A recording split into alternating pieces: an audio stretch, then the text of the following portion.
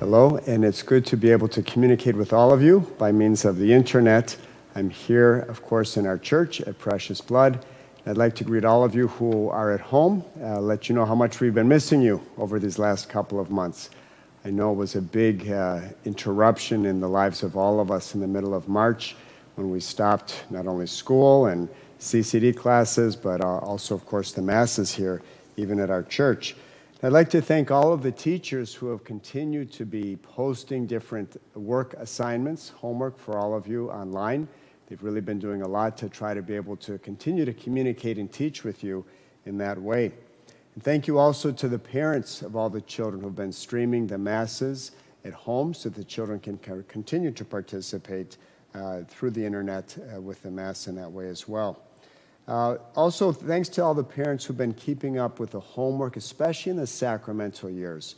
For those children who are preparing for First Communion, for confirmation, those who've been submitting their test scores for their kids, that's very important to see what the children are learning, and also keeping up with their prayers and looking at the assessment of those, the learning of those prayers. I'd like to remind the children and parents of those who are in the second year of First Communion class. We still, unfortunately, don't have the precise dates for First Communion. We're looking at them in the summer, but we should be able to release those dates then in June. And I'm, again, sorry that we had to cancel them at the end of April and of May, but of course we had to do that because of the stay-at-home restrictions.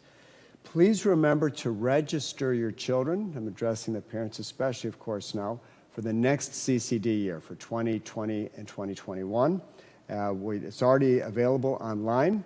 And remember that it's important to be in religious formation all the time, not only just for First Communion and for confirmation. I'd also like to let all the children know, even though we haven't been able to be together physically for the Mass or physically for CCD, all of your teachers have still been supporting you with their prayers. They're very concerned.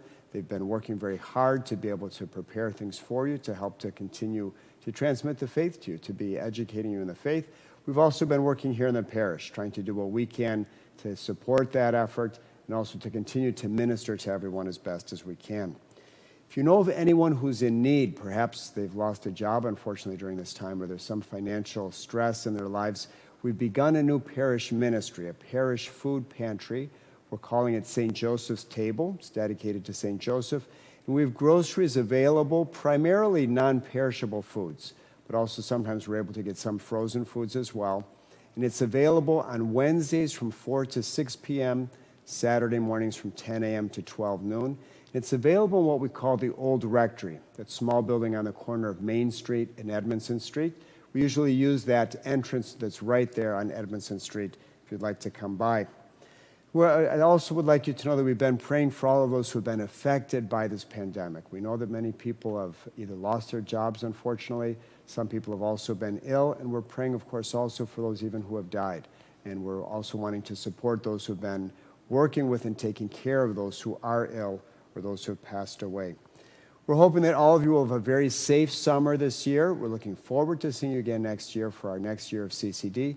Let's pray for one another and remain united. And please know you're welcome back at Mass whenever you'd like to. We've begun the public Masses again with our regular schedule, Saturdays at 5 p.m., Sundays at 8:30 a.m. and 11:30 a.m. in English, then, of course, the 2 p.m. Mass in Spanish.